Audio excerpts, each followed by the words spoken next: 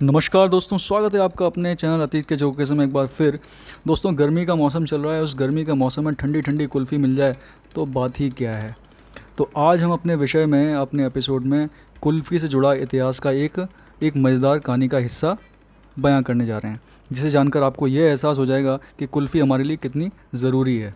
इसके टेस्ट से जब बादशाह अकबर खुद को बचा कर नहीं रख पाए तो हम क्या चीज़ हैं।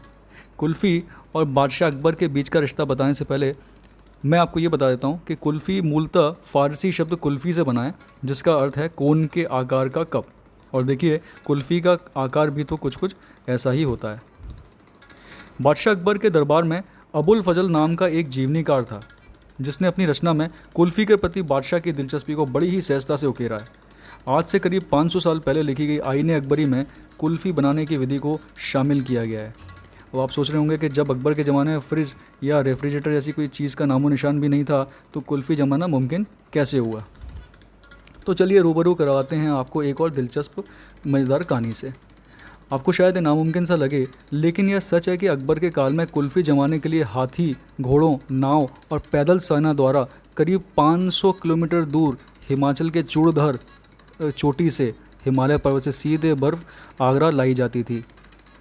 रिले रेस का नाम तो सुना ही होगा ना आपने। बस ऐसे ही यह बर्फ़ हिमालय की बर्फीली चोटियों से आगरा के महल तक कई घोड़ों के दस्तों द्वारा पहुंचाई जाती थी।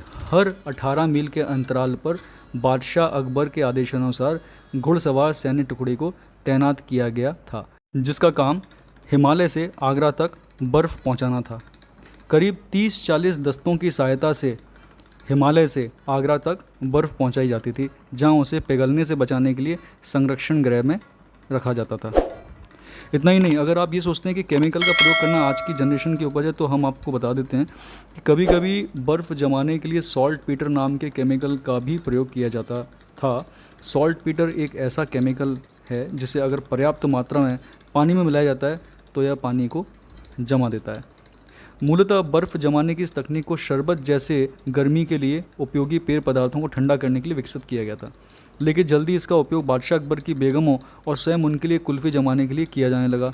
देखते ही देखते अकबर काल की यह सबसे बड़ी उपलब्धियों में शामिल हो और साथ ही दुनिया को एक स्वादिष्ट डेज़र्ट कुल्फ़ी का अनुभव भी हो गया। तो ये थी दोस्तों अकबर के ज़माने से चली आ रही कुल्फ़ी के ज़माने की कहानी। तो दोस्तों, ये थी कुल्फ़ी से जुड़े इतिहास के एक तथ्य की जानकारी। उम्मीद करता हूँ आपको ये जानकारी अवश्य पसंद आई होगी। कमेंट सेक्शन में लिखकर ज़रूर बताइएगा। अगली बार फिर मिलते हैं किसी अन्य एपिसोड के साथ, अन्य रोचक घटना के साथ। तब तक के लिए अपना बहुत ख्याल रखिएगा।